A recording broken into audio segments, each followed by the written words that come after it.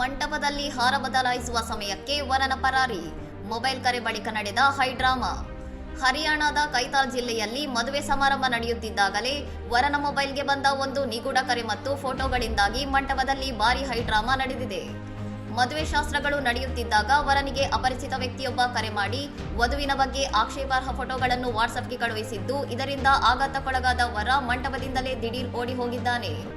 ಮದುವೆ ಬೇಡ ಎಂದು ವರ ಓಡುತ್ತಿರುವುದನ್ನು ಕಂಡು ಗಾಬರಿಗೊಂಡ ವಧು, ಆಕೆಯ ಕುಟುಂಬಸ್ಥರು ಮತ್ತು ಅತಿಥಿಗಳು ಆತನನ್ನು ತಡೆಯಲು ರಸ್ತೆಯಲ್ಲೇ ಬೆನ್ನಟ್ಟಿದ್ದಾರೆ. ಮಂಟಪದಲ್ಲಿ ನಡೆದ ಈ ಹೈಡ್ರಾಮಾದ ದೃಶ್ಯಗಳು ಸಾಮಾಜಿಕ ಜಾಲತಾಣಗಳಲ್ಲಿ ಭಾರೀ ವೈರಲ್ ಆಗಿದ್ದು, ಘಟನೆಯ ಬಳಿಕ ಎರಡು ಕುಟುಂಬಗಳ ನಡುವೆ ಗಲಾಟೆ ಉಂಟಾಗಿದೆ.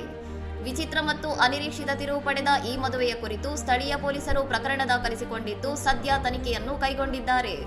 ವೈಯಕ್ತಿಕ ವಿಚಾರಗಳಿಂದ ಮದುವೆ ಮಂಟಪದಲ್ಲಿ ಈ ಮಟ್ಟದ ಘರ್ಷಣೆ ಉಂಟಾಗಿರುವುದು ಸ್ಥಳೀಯರಲ್ಲಿ ಚರ್ಚೆಗೆ ಗ್ರಾಸವಾಗಿದ್ದು, ಸಾಮಾಜಿಕ ಜಾಲತಾಣದಲ್ಲಿ ನೆಟ್ಟಿಗರು ಭಿನ್ನ ಪ್ರತಿಕ್ರಿಯೆಗಳನ್ನು ನೀಡುತ್ತಿದ್ದಾರೆ. ಇನ್ನಷ್ಟು ಸುದ್ದಿಗಳಿಗಾಗಿ ನೋಡ್ತಾ ಇರಿ ಸೌರಂ ಟಿವಿ.